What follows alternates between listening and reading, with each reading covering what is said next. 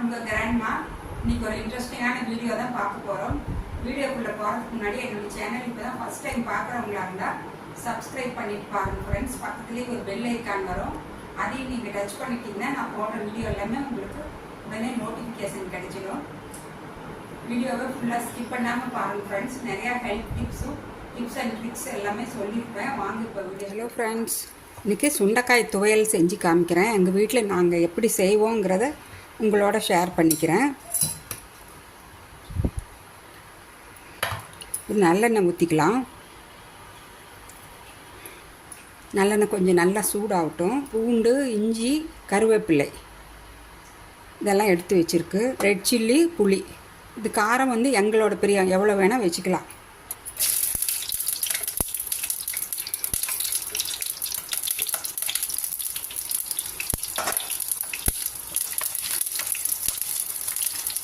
கொஞ்சம் பூண்டு வதங்கட்டும்.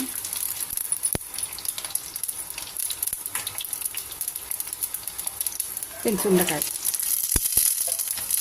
கொஞ்சம் லோ ஃப்ளேம் பண்ணிக்கலாம். சுண்டைக்காய் நல்லா வதங்கி இதுலேயே நல்லா எண்ணெயிலே நல்லா வதங்கி வெந்து வந்துடும். நான் அடுப்பை சிம்மில் வச்சு நல்லா வதக்கி எடுத்துக்கலாம்.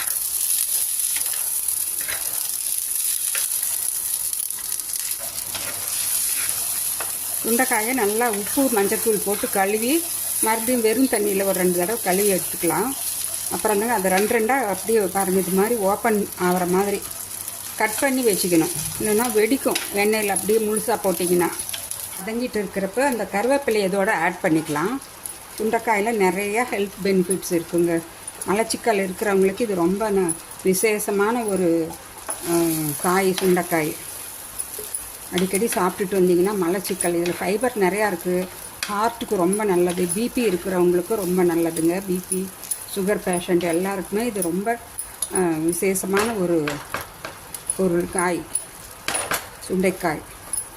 சின்னதாக இருந்தாலும் இதில் இருக்கிற மருத்துவ குணங்கள் அவ்வளோ பெரிய மருத்துவ குணங்கள் எல்லாம் இருக்குது.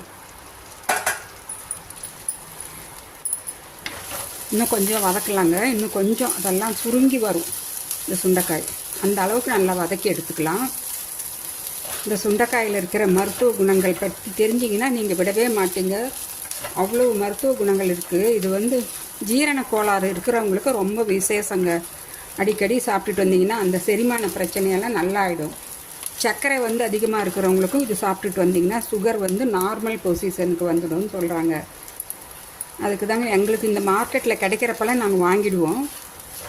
வீட்டில் சின்னதாக செடி கூட வச்சுக்கலாம் இடம் இருந்தால். அப்பப்போ வேணுங்கிறப்ப பறித்து நீங்கள் துவையெல்லாம் செஞ்சுக்கலாம். சாம்பார்லேயும் போட்டுக்கலாம்.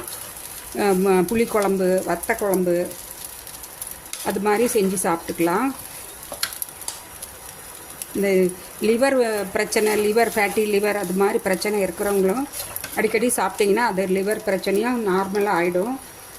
நம்ம போய் டாக்டர்கிட்ட போய் நிறைய அதுக்கோசரம் காசு செலவு பண்ணி கஷ்டப்பட வேண்டியதே இல்லை. ஹார்ட்டுக்கு ரொம்ப நல்லதுங்க இது. ஹார்ட் வெசல்ஸ் எல்லாம் நல்லா ஸ்ட்ரென்தன் பண்ணும். இரத்த குழாய்களை, ஹார்ட்டுக்கு போகிற இரத்த குழாய்கள் அதெல்லாமே நல்லா ஸ்ட்ரென்தன் பண்ணும். கல்லீரல், மண்ணீரல், அதாவது லிவருக்கும் மண்ணீரல்னு சொல்லுவோம் பார்த்தீங்களா, அதுக்கும் இது வந்து ஒரு பெரிய வரப்பிரசாதம் இந்த சுண்டைக்காய். கீர்த்தி சின்னதுனாலும் மூர்த்தி சின்னதுனாலும் கீர்த்தி பெருசுன்னு சொல்லுவாங்க. அது மாதிரி சுண்டைக்காய் சின்னதுனாலும் அதில் இருக்கிற மருத்துவ குணங்கள் அவ்வளோ பெருசுங்க. விட்டமின் சத்தும் அதிகமாக இருக்குது. விட்டமின் ஏ இருக்குது இதில், கண்ணுக்கு ரொம்ப நல்லது. நோய் எதிர்ப்பு சக்தியை கொடுக்கும். விட்டமின் சி நிறையா இருக்குது இதில். பல்லுக்கும் ரொம்ப நல்லதுங்க. வாயில் புண்ணு அடிக்கடி வருது பார்த்தீங்களா, அவங்கெல்லாம் இந்த மாதிரி சுண்டைக்காயை வாங்கி சாப்பிட்டு அடிக்கடி ஃபுட்டில் சேர்த்துட்டு வந்தீங்கன்னா அந்த வாய் புண்ணு வராது. மவுத் அல்சர். வத்தலுக்கு கிடைக்கிறப்ப வாங்கி வத்தல் மாதிரி ஒரு சில போட்டு வச்சுக்கிறாங்களா, அப்படியும் செய்யலாம். ஆனால் இது மாதிரி ஃப்ரெஷ்ஷில் இருக்கிறத விட அதில் கொஞ்சம் வந்து சத்து கம்மியாக தான் இருக்கும் வத்தலில். ஃப்ரெஷ்ஷு கிடைக்கிறப்ப வாங்கி வச்சுக்கலாம். கிடைக்காத டைமில் வத்தலை யூஸ் பண்ணிக்கலாம். இதில் கால்சியம், இரும்பு சத்தெல்லாம் ரொம்ப அதிகமாக இருக்குங்க. அதனால எலும்பு மாதிரி மூட்டு தேய்மானம், மூட்டு பிரச்சனை இருக்கிறவங்களுக்கும் ரொம்ப விசேஷம் இது. இது புற்றுநோய் செல்களை வந்து டிஸ்ட்ராய் பண்ணுறதா ஒரு புது ஆராய்ச்சியில் இப்போ கண்டுபிடிச்சிருக்காங்க. அதனால் நீங்கள் அடிக்கடி சாப்பிட்டுட்டு வந்து அதிலிருந்து நம்ம உடம்பை வந்து பாதுகாத்துக்கலாம். நரம்பு மண்டலத்துக்கு ரொம்ப விசேஷமான ஒரு காயின்னு சொல்கிறாங்க. நரம்பு மண்டலத்தையே நல்லா ஸ்ட்ரென்தன் பண்ணும். ரொம்ப வீக்காக இருக்கிறவங்க, மசில் பெயின், அந்த அடிக்கடி வந்து சோர்வு ஆகிறவங்களுக்கெல்லாம் இது ரொம்ப நல்லது. கண்ணுக்கும் ரொம்ப நல்லதுங்க. கண்ணு பார்வை வந்து எங்களுக்கு நல்லா பிரைட்டாக இருக்கும் அடிக்கடி சாப்பிட்டுட்டு வந்தீங்கன்னா. நோய் எதிர்ப்பு சக்தியை கொடுக்கும். ஹீமோகுளோபின் அளவை வந்து எங்களுக்கு அதிகப்படுத்துது. இன்னும் கொஞ்சம் நேரம் வதங்கினா போதும். பாருங்க, நல்லா கலரும் சேஞ்ச் ஆகிடுச்சு. கொஞ்சம் நல்லா சுருங்கி வந்திருக்கு. இப்போ இதெல்லாம் நான் வந்து தனியாக எடுத்துக்க போகிறேன். எடுத்துக்கிட்டு அப்புறம் நம்ம உளுந்து சீரகமெல்லாம் போட்டு வதக்கிக்கலாம். கொஞ்சம் சூடு, கொஞ்சம் ஹை பண்ணிக்கிறேன் ஸ்டவ்வை. இது புற்றுநோய் செல்களை அழிக்கிறதோடு மட்டும் இல்லாமல் எங்களுக்கு பாருங்கள், இந்த ஹார்ட்டுக்கு போகிற வெசலில் கொழுப்பு இதெல்லாம் அடைச்சிக்கிச்சின்னா அதையெல்லாம் வந்து இது வந்து கொழுப்பு அடைச்சிட்டு இருக்கிறத நல்லா நிவர்த்தி பண்ணி நார்மலாக பிளட் சர்க்குலேஷன் போகிறத நல்லா நார்மல் பண்ணி விடும். இந்த சுண்டைக்காய் அடிக்கடி கண்ட ஜங்க் ஃபுட் எல்லாம் சாப்பிட்டு ஒழுங்கான எக்ஸசைஸ் இல்லாமல் ஹார்ட் ப்ராப்ளம் வருது பார்த்தீங்களா, கொழுப்பு கொலஸ்ட்ரால், பேட் கொலஸ்ட்ரால்னு சொல்லுவோம். அதெல்லாமே இது வந்து குறைச்சி நல்லாவே பண்ணிவிடும். நீங்கள் அடிக்கடி சாப்பிட்டுட்டு வந்தீங்கன்னா. அவ்வளோ பெரிய விஷயமெல்லாம் இதில் இருக்குங்க. அப்புறம் நோய் உடம்புல வந்து நோய் கிருமிகள் தொத்து வந்துடுச்சின்னா, இது மாதிரி ஃபங்கஸ் ப்ராப்ளம், ஒரு சிலருக்கு வந்து கை கால் அரிப்பு, அதாவது பாக்டீரியாக்களால் வர்ற பிரச்சனைகள் அதெல்லாமே இது வந்து நிவர்த்தி பண்ணிடும். பேட் கொலஸ்ட்ராலை கரைச்சி கரைக்கும்.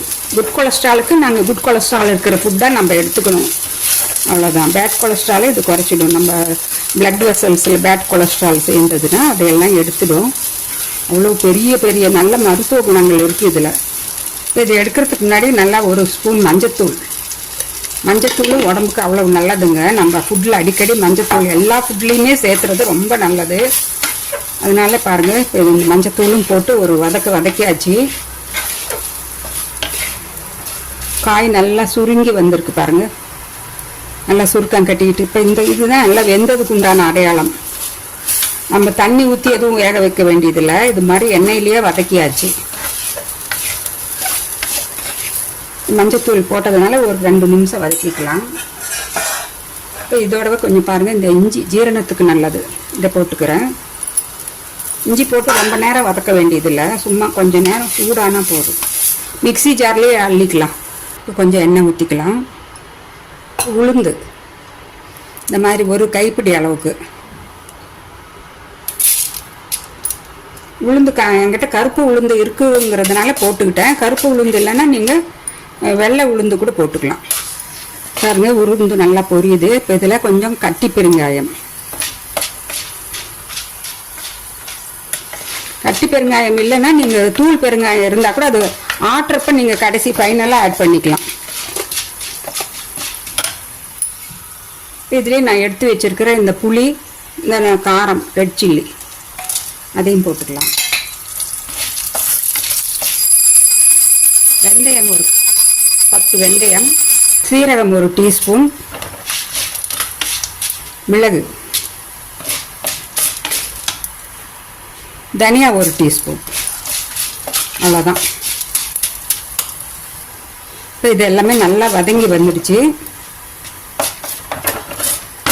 கொஞ்சமாக தேங்காய், நல்லா ஒரு 2 டேபிள் ஸ்பூன் அளவுக்கு தேங்காய், அவ்வளோதான். ஸ்டவ் ஆஃப் பண்ணியாச்சு. தேங்காய் போட்டு ரொம்ப நேரம் நம்ம வதக்கவும் கூடாது, கொதிக்க வைக்கக்கூடாது. தேங்காயில் இருக்கிற குட் கொலஸ்ட்ரால் எல்லாம் அப்புறம் பேட் கொலஸ்ட்ராலாக மாறிடும். அவ்வளோதாங்க, இது போட்டாச்சு. இது கொஞ்சம் சூடு ஆறுனதும் அதுக்கு தேவையான அளவு உப்பு ஆட் பண்ணிக்கிறேன். இப்போ மிக்சியில் போட்டு நல்லா அரைச்சிக்கலாம்.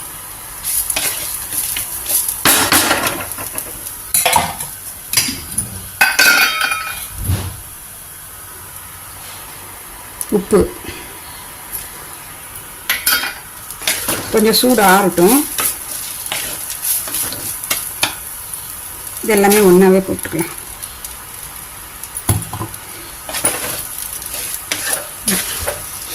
அரைச்சிட்டு உங்களுக்கு எப்படி வந்திருக்குன்னு உங்களுக்கு காமிக்கிறேன். இப்போ அரைச்சி எடுத்தாச்சு பாருங்க. இந்த அளவுக்கு கொஞ்சம் தண்ணி ஊற்றியே நீங்கள் அரைச்சிக்கலாம்.